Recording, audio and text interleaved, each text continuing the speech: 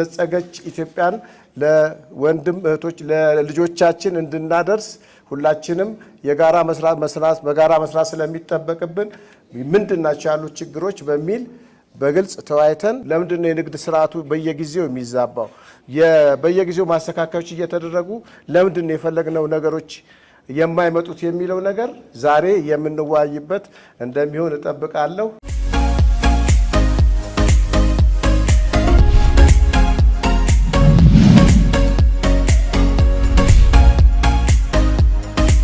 የመድረኩ ዋና ዓላማ እኛ ከተማችንን ለመለወጥ በ724 የሥራ መርህ እንለፋለን እንተጋለን። በውስጣችን ደግሞ የሚከሰቱ የሚታዩ አሉታዊ ሁኔታዎችን በእንደዚህ አይነት በንጠያየቅ መድረክ ከህብረተሰባችን ጋር መቅረብ መነጋገር ፍለፊት ያለ ምንም ተጽዕኖ ወይም ጫና ህብረተሰቡ ሊጠይቀን ይገባል ብለን ነው አቋም ወሰድነው። ይሄ ደግሞ ከአንድ ዲሞክራሲያዊና ህዝባዊ መንግስት የሚመነጭ ባህሪ ነው። እንደምታውቁት ብልጽግና ህዝብን ማዕከል አድርጎ በሰው ተኮር ላይ የተለያዩ ስራዎችን እንደሚሰራ ይታወቃል። የሰው ህይወትን ለመለወጥ እንደሚተጋ ግልጽ ነው። ስለዚህ እኛ የምንሰራቸው ስራዎች በእርግጥም ሰው ተኮር ነው። በእርግጥም ለውጥ አምጥቷል። በእርግጥም የብልጽግና መንገድና ጉዞ ይዘናል። ግን ምንድነው ያለብን ክፍተት? እኛ ማናውቃቸው እንዳመራር ሰራተኞቻችን የሚፈጽሟቸው ችግሮች ስለሚኖሩ ይሄን አውቆ መምራት፣ እያስተካከሉ መሄድ፣ እያረሙና እያረቁ መሄድ የአንድ ዲሞክራሲያዊ አስተዳደር የህዝብ ውክልና አለኝ ከሚል አመራርና አካል የሚመነጭ ነው።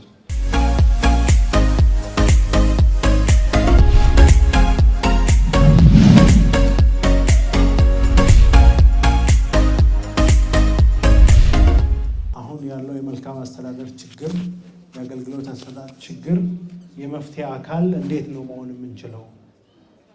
የበኩላችን ሚና እንዴት ነው መጫወት የምንችለው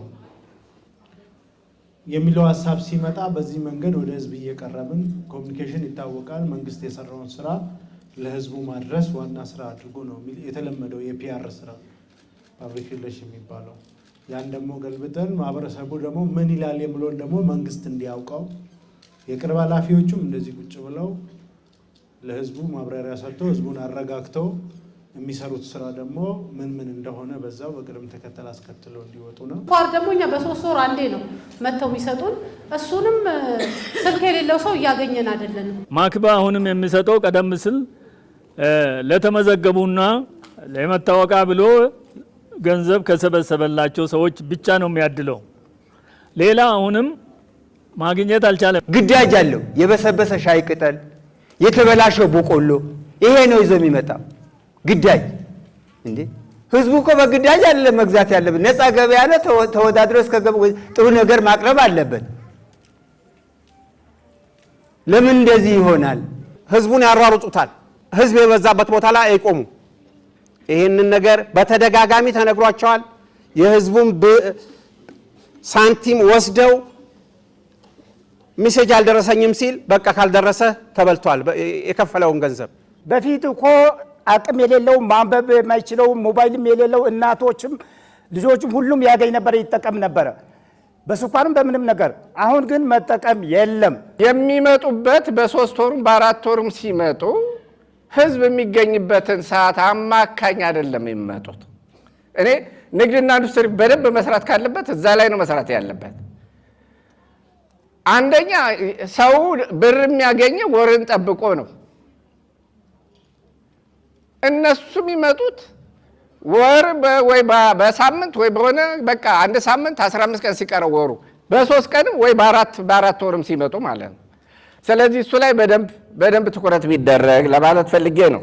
ማኬባ እዚህ ሲመጣ እኮ 100 ብር አዋተን 100 ብር ተሰብስቦ ነው እቤታችን በራችን ድረስ እንዲመጣ ነው ወይስ ምን እንደሆነ አላማውም አልገባኝም። መጥቶም በ4 ወርና በ3 ወር አንድ ጊዜ መጥቶ 3 ኪሎ ስኳር ሰጥቶን ከሄደ ምንድነው ትርጉሙ? ዋጋውም ደግሞ በዛ ላይ የትና የት ነው? ነጋዴ እኮ ሱቅ ውስጥ እኮ 1 ኪሎ ስኳር እኮ 185 ብር ነው አሁን ላይ የሚሸጠው። ስለዚህ ዋጋው ተቀራራቢ ከሆነ ምን አስፈልገ? ልናገኘው ላናገኘው እንችላለን። በሚመጣበት ሰዓትም ተንደርድሮ ነው የሚሄደው። በቃ መጣ የራሱን ብቻ ነው የሚያየውና የሚሄደው። የመጨረሻ ማኬባ ይታሰብበት። ማኬባ አሁንም ማኬባ አላስፈላጊ ድርጅት። አንደኛ ብር ሲሰበስቡ ያለ ደረሰኝ ያለ ምንም ነገር ነው 100 ብርና አሁን 150 ብር ነው የሰበሰቡ አሉት። ይሄን ሲሰበስቡ ለሰበሰቡት ብር የሰጡት ደረሰኝ የለም። አገልግል የሚባለውን ያለ ጊዜ የተወለደ ልጅ በሙቀት ማሳደጊያ ውስጥ ተደርጎ እንደሚያድገው የማሳደግ ስራ እየተሰራ ነው የሚመስለው። 10 ጊዜ ሰውየው ስሙን አልጠራም። አገልግል አገልግል የሚባለው አገልግል እንጀራ ነው የሚሸከሙበት እንጂ መከራ አይደለም የሚሸከሙበት። አብዛኛው የተነሳው ጥያቄ ሁለት ነገር ላይ ያተኩራል። የምዝገባ ጉዳይና እየደረሰን አይደለም የሚል ነገር ነው። እንደ ማስረጃ አሁን ላይ ብዙ ነገር ማቅረብ እንችላለን። ከወረዳውም ጋር እያንዳንዱ ነገር ሪፖርት እያደረግን ምን ያህል ሰው ደረሰ፣ ምን ያህል ሰው አገኘ፣ ወይም ደግሞ በእኛ አሰራር ደግሞ ያልተሳካ የምንለው ነገር አለ። ምን ያህል ሰው ሳይሳካ ቀረ፣ ስርጭቱ ተደርጎለት ያ ሴልስ ባለሙያ ቤቱ መጥቶ ምን ያህል ሰው ሳይገኝ ቀረ የሚለውን ነገር እያንዳንዱ ነገር ኢንፎርሜሽን አለን። ይህ እኛ እንግዲህ በሲስተም ከጀመረም በኋላ ከከንቲባ ቢሮ እስከ ንግድ ቢሮ ከቀጥሎ ክፍለ ከተማ ወረዳው እያንዳንዱ ሲስተም የሚቆጣጠረው ነገር ነው። እንግዲህ የኛ ሲስተም በኢንሳ ተፈትሾ ያለፈ ነው። ምንም አይነት የተለያዩ ማጭበርበር የሚመሳሰሉ ነገሮች ጠርቶ ያለፈ ሲስተም ስለሆነ ማንም ሰው ገብቶ ማየት ይችላል። ማን ወሰደ ማን ወሰደ የሚለውን ነገር ወረዳውም ጋር ያለ ዳታ ስለሆነ ከዛ ማየት ትችላላችሁ። ሌላው ነገር ምንድነው ኮታው ጉዳይ እንደሚታወቀው እንደ አዲስ አበባ አሁን ላይ ከ100% እየተሰራጨ ያለው ለ11ዱም ክፍለ ከተማ 18% ነው ካለው ላይ ማለት ነው። ያቺን 18% ነው ለ11 ክፍለ ከተማ የሚከፋፈለው። ሲቀጥል ደግሞ በዚህ በ6 ወር እንኳን ጊዜ ውስጥ 2-3 የማሻሻያ ተደርጓል የዋጋ ማለት ነው። ያ የዋጋ ማስተካከያ በሚደረግበት ጊዜ በጣም ዲሌዎች አሉ የቀናት ማለት ነው። እኛ ጋር ምርቱ ኖሮ ያላደረስንበት ቀናት የለም። ይህን ነገር እንድታውቁ እንፈልጋለን። እንግዲህ 100% ሳቲስፋክሽን ላይ እንደርሳለን ብለን አናስብም። ነገሮች ብዙ ስህተቶች ይኖራሉ። እያጠራ ነው እያስተካከል ነው የምንሄድ ይሆናል ማለት ነው። ማኬባ ላይ የመጨረሻ ያው አሁንም እዚህ በእናንተ ፊት ነው የምናገረው። የመጨረሻ ማስጠንቀቂያ ነሐሴ ተነጋግረናል ቁጭ ብለን እንደ ቢሮ ከነሱ ጋር ከቻልክ ስራ ማችል ተሆነ ውጣ። በቃ ህዝባችን ማማረር የለብንም አይደለ? ስለዚህ ያቅሙ ጋር ያለውን ያቅሙ ውስንነቱ የማስተራጨት ውስንነቱ ጋር ያለውን አብዛኛውን 50% አሁን ለማቃለል ለማስተካከል ሞክሯል። ጥሩ ነው። ሁለት ችግሮች ናቸው እያጋጠሙት። አንዱ የምርት እጥረት ነው። እሱ እንደተባለው የኮታ እጥረት አለ። አሁን 1500 ነው ያመጡት የመስከረም ወር፣ የጥቅምትን አላመጡም ገና። ስለዚህ የየወሩን ማምጣት ይኖርባቸዋል። በዛ መንገድ ለተመዘገበው ቢያንስ አድሬስ ማድረግ አለባቸው። አሁን ማኬባ ባለበት ቁመና ብዙ ማሻሻያ አለው፣ ግን በቂ አይደለም። አሁንም እናንተ የምታነሱት ፕሮብሌሞች አሉ፣ በደንብ መፍታት አለብን። እኛ እንደ ተቋም እያቀረብን ያለ ነው። 13 ወረዳ መጀመሪያ ሲጀመር መሰጠቱ ከአቅም በላይ ሆኖበታል። አንድ አይደለም። ስለዚህ ቢያንስ ለሁለት መከፈል አለበት። ሌላ ተጨማሪ የሚያሰራጭ ድርጅት ማስገባት አለብን። ካልሆነ በዚህ ቁመና ወይ ማስተካከል አለበት። በእርግጥ አሁን የአሁኑን የጥቅምትን መስከረም 23 ነው የመጀመሪያ ወረዳ ማሰራጨት የጀመረው። አይ ቲንክ ዛሬ ተጨርሳላችሁ ይመስለኛል። ለመንግስት ሰራተኛም ለነዋሪም አሰራጭተዋል በአንድ ወር። ይሄ ጥሩ ነው። ከባለፈው በጣም ጥሩ ማሻሻል ነው፣ ግን በቂ አይደለም። በቃ የሚነሱ ጉዳዮች በጣም ብዙ ናቸው። ብር ለመታወቂያ የሚሰበስቡት ምናምን በጭራሽ ከዚህ በኋላ አንደኛ እንዳትመዘግብ፣ ሁለተኛ ብር እንዳትቀበሉ ያልናቸው እኛ ነን። መጀመሪያ በፊት የተሰበሰበው ብር ይመለስ ወይ መታወቂያው ይምጣ፣ ከዛ አዲስ ይመዝገብ፣ እንደተባለው አስፈላጊ ተሆነ ይክፈል ተጠቃሚው፣ ካልሆነ ግን አቁሙ ተባብለናል። አስቁመናቸዋል በቃ።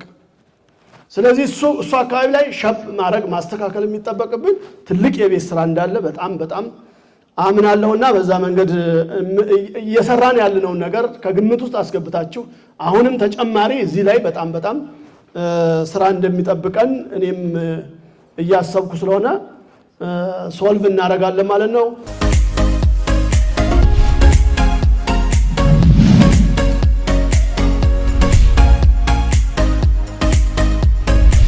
ጎበዝ የቆሻሻ መጣያ ልንሆን አይገባም። የእሁድ ገበያ መቋቋሙ አደንቃለሁ። ስለዚህ አሁንም ቢሆን ጥራት ያላቸው ምርቶች በተደጋጋሚ ሊቀርቡ ይገባል። እንዴ እንቁላል እኔ ጊዮርጊስ አካባቢ በትንሽ ብር ሲሸጥ አይቻለሁ። እዚህ ግን የሚሸጡ እንቁላሎችና ምርቶች የሉም። ዶሮ የሚሸጠው በዓመት በዓል ብቻ ነው እንዴ ዶሮ መሸጥ ያለበት?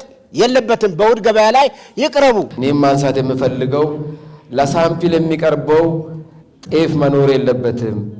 ለሳምፕል የሚቀርበው ለፎቶ የሚቀርበው ስንዴ መኖር የለበትም። አመራርም መጣ አመራርም አልመጣ ሸማች እህሉን ማቅረብ መቻል አለበት።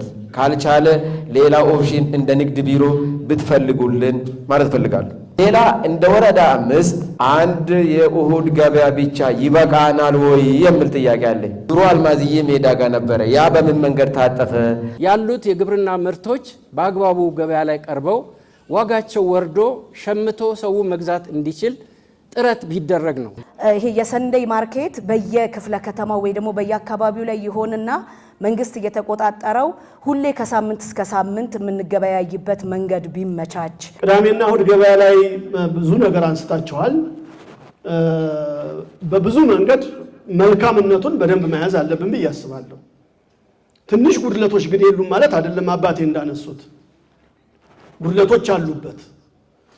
በተለይ የምርት ጥራት በዋጋው መሸጥ ጋር ተያይዞ እዛም እዚህም ያሉ ብልሽቶች አሉ። እነሱን እያስተካከል ነው። አሁንም ከእናንተ ጋር ሆነን እናስተካክላለን። ስለዚህ የምርት ጥራት ላይም አላግባብ ዋጋ መጨመር ላይም ያለውን ቁጥጥር ስራ በደንብ አጠናክረን እንቀጥላለን። አሁንም የሚጎለውን ነገር በደንብ እየሞላ እንሄዳለን። እዚሁ ላይ ሰፋ ቢል ከሳምንት ሳምንት ቢሰራ የሚለው ትክክለኛ ሀሳብ ነው። ምናልባት ሁሉም ወረዳ ላይ አሁን ያሉት 18 ቅዳሜና እሁድ ገበያዎች በቂ አይደሉም፣ መጨመር አለበት። ሁሉም አካባቢ ላይ አድሬስ ማድረግ አለብን ማለት ነው። ወረዳ 5 መልሰን ጀምረናት ነበር። ቄራ ያለችዋል እንደገና ተዋት። አይ ዶንት ኖ የአቅራቢ ችግር ይመስለኛል። አይ ቲንክ አላቅም። ጀምር ብይለ ነው አስጀምረ ነው ነበር። ስለዚህ ሁሉም ወረዳ ላይ አሁን ስፋት ያለው ሸማች ያለበት አካባቢ ላይ አቅራቢ እየፈለግን እናስገባለን፣ አዳዲስ እናስጀምራለን። ስታንዳርዳቸውን እያስጠበቅን እንሄዳለን ማለት ነው። የሙሉ ከሳምንት ሳምንት ይስሩ የሚለው ያው መንገድ ላይ ስለሆነ የትራንስፖርት የፍሰት ጋር በተያያዘ የትራፊክ ጃም ይፈጠራል። እንዲህ አይነት ፕሮብሌሞች ስላሉበት ነው እንጂ ልክ ናቸው። ስለዚህ በሳምንት አንድ ሰው ግን በቂውን የሳምንት መግዛት የሚችልበት እድል ነው እየፈጠርን ያለው።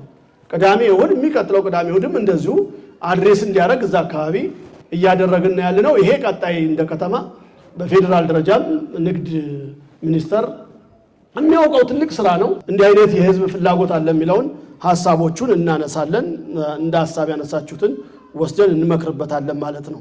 እዛው ሳለ ሰንደይ ማርኬት ላይ የሰብል ምርት በደንብ ይግባ ያሉት የአባቴ ምክረ ሀሳብ እና ለሳምፕል ነው የሚመጣው ምናምን አመራር ሲመጣ ምናምን ኖ እንደዛ ብቻ አይደለም። ለምሳሌ ወረዳ 5 ጤፍ፣ ስንዴና ሌሎች ሰብል ምርቶች እዛው ነው የህብረት ስራው ማህበር እንትን መጋዘን ቅርብ ስለሆነ ለሳምፕል እዚህ ጋር ያመጡታል። የሚገዛ ካለ ከዛ ወስዶ ይግዛ ነው።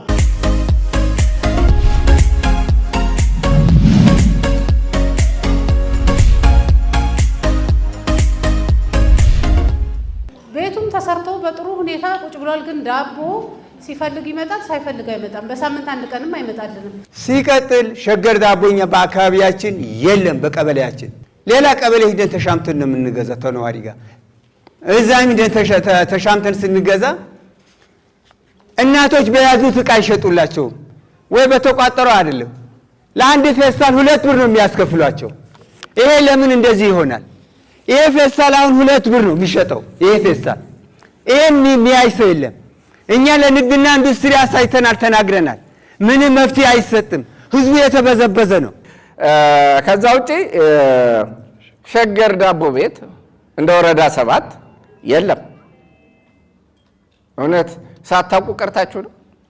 ሸገር ዳቦ ስርጭት ጋር ተያይዞ የተነሳው ነገር በተለይ በየወረዳው ተደራሽ ከመሆን ጋር በቀጠናዎች ላይ ተደራሽ ከማድረግ አንጻር ትክክል ናችሁ የተነሳው ነገር ማለት ነው።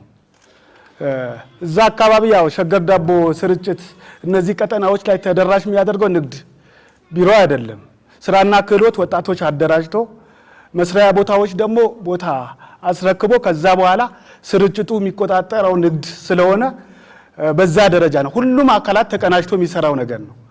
በተለያየ ጊዜ እኛም በታች ያሉ መዋቅሮቻችን ጋር እያወረድን ነው። ታች በግብረ ኃይል ተቀናጅቶ በተለይ በየወረዳ አንድ ብቻ ሸገር ዳቦ ያለባቸው ወረዳዎች አሉ። እንደ ወረዳ 9 ወረዳ 7 አካባቢዎች አንዳንድ ቦታዎች 6-7 የሸገር ዳቦ አደራጆች ያሉበት ቦታ አለ። እነዛ አካባቢ ግን ሁሉም አካል ትኩረት አድርጎ ተደራሽ ማድረግ ነገር መሄድ አለበት። ከዋጋ ጋር ተያይዞ በተለይ ለፌስታል ተብሎ 2 ብር ጭማሪ አድርገው ያስከፍላሉ የሚል የተነሳ ነገር አለ። ይህን ባለፈ እንዳጋጣሚ ሸገር ዳቦ አቅራቢዎች በሙሉ ሰብስበን አወያይተናል። ማህበረሰቡ በፈለገው በራሱ ዕቃ ይዞ እንዲሄድ በፌስታል ተብሎ በግድ ዋጋ ማስከፈል እንደማያስፈልግ በደም ተግባብተን ወጥተናል። እናንተም መብታችሁ ስለሆነ ለማህበረሰቡም በዛም በየወረዳው ግንዛቤ ተፈጥሮለት የፌስታል ዋጋ አላግባብ ሊከፍል አይገባም የሚል ነገር አለ። ዳቦ ቤቱ በህጉ መሰረት ከ70 ግራም ማነስ የለበትም እየተባለ ነው። ግን እንግዲህ እኛ አካባቢ በየጊዜው እናያለን። እኔ ምናልባት 70 ግራም ይሆናል የሚል እምነት የለኝም። ዳቦ እያነሰ ወደ ክኒን መቀየር እየሄደ ነው። ወደ ክኒን ደረጃ ወርዷል።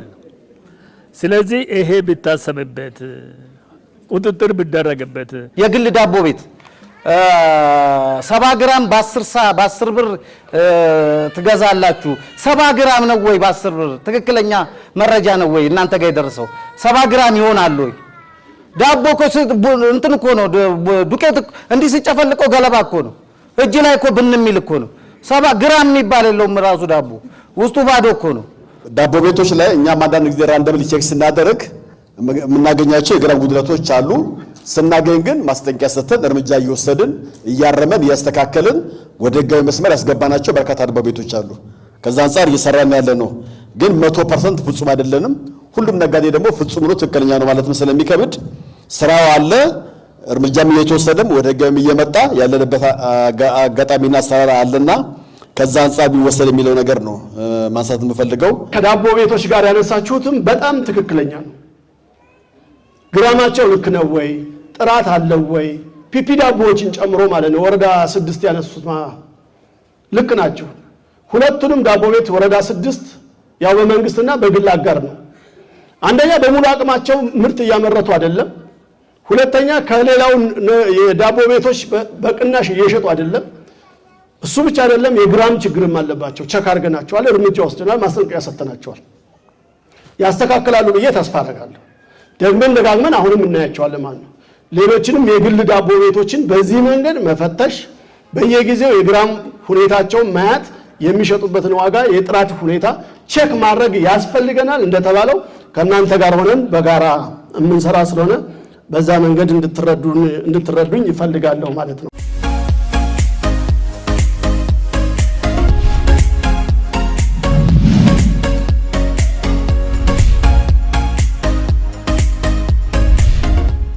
ሸማች ጋር ስጋ በተመለከተ የስጋ ዋጋ የተለጠፈውና የሚሸጥበት ዋጋው እኩል አይደለም። ወይም የተለጠፈው ወረቀቱ ተነስቶ ዋጋው እንደ ንግድ ቢሮ እንደ ከተማ ንግድ ቢሮ ተነጋግራችሁ ዋጋውን አስተካክላችሁ የሚቀመጥ ሸማቹ ተጠቃሚው ያንንን እያየ ግብ የሚፈጥርበት ነገር ስላለ ያ ነገር ቢስተካከል እላለሁ። አሁን ሸማች ሱቅ ስጋ ቤቶች በሙሉ 520 ብር ኪሎ እንዲሸጡ ነው የተፈቀደላቸው።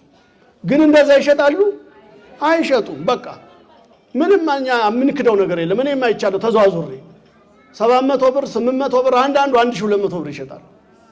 ስለዚህ እርምጃ ወስደናል።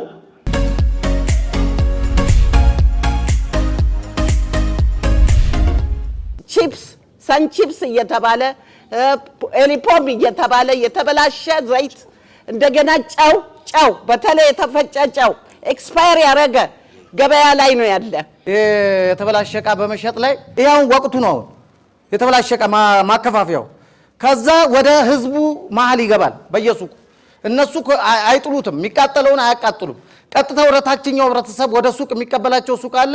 ከዛ ወደ የመንደሩ ይሰራጫል። ይሄንን እንደ መረጃ ይዛችሁ ክትትል ብታደርጉልን። መንግስት የተዋቀረ የመንግስት ሰራተኛ ወይም የተዋቀረ ቡድን እያንዳንዱ ቤቱ ወርዶ ታች ድረስ ሄዶ እያንዳንዱን ነገር መርምሮና አይቶ አይችልም።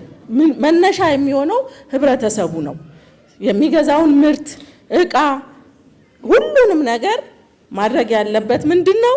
የኤክስፓየርድ ዴት ያለው ካለ ምርቱን አለመግዛት፣ ጥቆማ ማድረግ፣ ሌሎቹንም አማራጮች ዘዴዎች በመጠቀም ለተቋቋመ የመንግስት አካል ጥቆማ ማድረግ ነው የሚሻለው እንጂ ታች ወርደው የሁሉም ሱቅ እያንዳንዱን ቤት ቆጥሮ ችግሮችን ፈልፍሎ ለማውጣት ያስቸግራል። በተለይ ምግብ፣ መድኃኒት በጋራ ሆነን እንዲህ አይነቱ ለጤና ጠንቅ የሆነ ጊዜ ያለፈበት ምርት አሁንም ቢሆን ማህበረሰቡ ለጤና ለሌላ ተደራራቢ ችግር መጋለጥ ስለሌለበት እነዚህ ገበያ ውስጥ የገቡ ምርቶችን እያጠሩ እርምጃ እየወሰዱ እንደተባለው እያስወገዱ መሄድ ይኖርባቸዋል የሚለው ሐሳብ በጣም ተገቢ አስተያየት ነው ማለት ነው።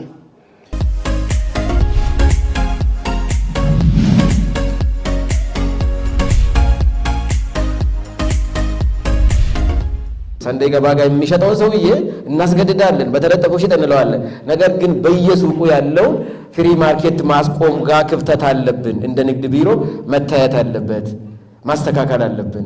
ከዛ ውጪ ንግድ ቁጥጥር ላይ አጠቃላይ ከዚህ ከሸቀጣሸቀጥ ጋር ተያይዞ የንግድ ቁጥጥር እያንዳንዱ ነጋዴ እንደፈለገ ነው ዋጋ የሚጭነው። ይሄ ቡናና በርበሬ በዶላር ተቀርጦባቸው ነው የሀገር ቤት የሚገቡት ነው ጥያቄው። አሁን የምስሩን፣ የሽንኩርቱን፣ የዘይቱን ጥቃቅን ነገሮች እናቶች ናቸው የሚያውቁት፣ በደንብ ይዘረዝሩታል። አልተነካም ይሄ ነገር እስካሁን። በአጭር ጊዜ ውስጥ እቃው ሱቅ ውስጥ እያየ ነው ባህልን ተንተርሶ የሚጨመር ነገር አለ። በአፋጣኝ ነው። አሁን ባለፈው አመት በዓል አይተናል። ሽንኩርት የገባበት ዋጋ በከፍተኛ ሁኔታ ያው አካውንት መገልበጥ ማለት ነው። ያው የማህበረሰቡን አካውንት መገልበጥ ነው። በከፍተኛ ሁኔታ ነው የሚጨምረው። ግብአቱ ገብቶ እጃቸው ከገባ በኋላ ነው የሚጨምሩት ሁሉ። ስለዚህ ይሄን ከክትትል አንጻር እንዴት ነው ከመቆጣጠር አንጻር? በበርበሬና በቡና ዙራ ዘይት ራሱ ሱቅ ውስጥ አሁን 1006 1005 እንደፈለጉ ሸማችን በሆነ 1380 ብር ነው። በዘይትና በቡና ዙራ ብትነጋገሩበትና ለድሃ ብትደርሱ በማንኛውም ምርት ላይ ዋጋ መጨመር አይቻልም ነው የከተማ አስተዳደሩ ስታንድ። የሆነ ነገር ሊወደድባቸው ይችላል፣ ግን በቃ አይቻልም። የቡናና በርበሬ ጋር እንዳላችሁት የምርት እጥረት ሊኖር ይችላል። ያው አንዳንድ ጊዜ በሁለት መንገድ፣ አንዱ ደላላ ነው መሀል ሲገባ ዋጋ የሚጨምረው፣ ሁለተኛው ናቹራሊ የምርት እጥረቶች ይከሰታሉ። በዛ ምክንያት ያው እየሰራን ያለ ነው ምርት የት አካባቢ አለ፣ ይሄንን እንዴት ወደ ከተማችን እናምጣ የሚለው ነው የሚያሳስበን። በዚህ መንገድ ነው እየሰራን ያለ ነው። እዚህ ላይ ያለነው ያነሳችሁትን በቀጣይ በእቅዳችን አካተን የምንሰራ መሆኑን ለመግለጽ እወዳለሁ ማለት ነው።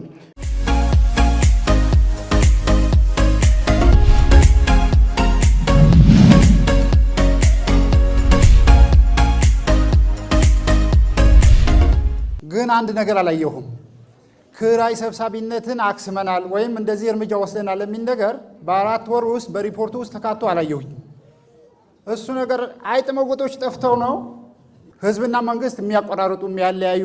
አጋጠን ስንሰጥ የምትወስዱት እርምጃ ምንድን ነው? መኪናን ተከታትሎ ወፍጮ ቤት እያራገፉ ያሉ ደረሰኝ አላስከም በሚል ይዟቸዋል። ብዙ ጊዜ የሚገርመው ይዟቸው ግን በትክክለኛው ህግ ቦታ ወስዶ ለሀገር የሚጠቅመውን ቅጣት እንኳን ተቀጥቶ ታርሞ ቢለቀቁ ጥሩ ነበር። ግን እንደዛ አይደለም አካሄዱ። የግል ጥቅምን በማስከበር አካሄድ ነው እየሄዱ ያሉትና ይሄ ነገር ማን ነው የሚጠይቃቸው? ከሌብነት ጋር ይነስም ይብዛ የሚስተዋልባቸው አካባቢዎች አሁንም ከእናንተ ጋር ሆነን በደንብ እያጠራናቸው የምንሄድ መሆኑን ለመግለጽ ነው።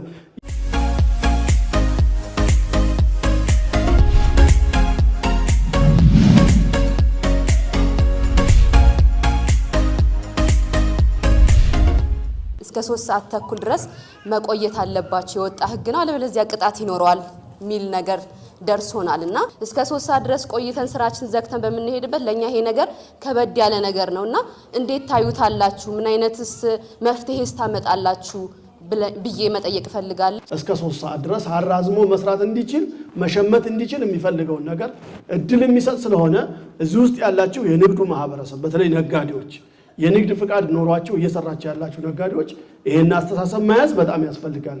ግንዛቤ እየፈጠርን ነው። እኛ ወደ ቅጣት አልሄድንም። እንዲቀጣም በጊዜ የሚዘጋ ነጋዴ ካለ እንዲቀጣም መመሪያ ወጥቶለታል። እንደዛ እያደረግን አይደለም። አሁን እኛ የትራንስፖርት ጋር በተያያዘ ያነሳችሁት በጣም ተገቢ ነው። በጣም ተገቢ ነው፣ ትክክለኛ ነው። ከአዲስ አበባ ትራንስፖርት ቢሮ ጋራ ከደንብ ጋር በጋራ ሆነን አንድ መድረክ ምክክር አድርገናል። ከአዲስ አበባ ከተማ ወጣ ብለውም የሚሰሩ ነጋዴዎች ስላሉ 3 ሰዓት ተኩል ዘግተው ወደ ሰፈራቸው ሲሄዱ ስለሚቸገሩ መኪና ሊመቻች ትራንስፖርት ሊመቻች ይገባል። ከታሪፍ በላይም ስለሚጠየቁ አንዳንዱ ጋር ማለት ነው። ስለዚህ ይህንን ተስማምተናል። የመነሻ ቦታው ከየት ተነስቶ የት ነው የሚገባው፣ ምን ያህል ነጋዴ ነው የሚለውን ወረዳዎች መዝግበው አጥርተው የእያንዳንዱን ነጋዴ አድሬስ ካወቅን መኪና ይመደባል ማለት ነው፣ ይመደባል። ስለዚህ ከእሱ ጋር በተያያዘ በዛ መንገድ ሴንስ እንድታረጉልኝ ይፈልጋለሁ ማለት ነው።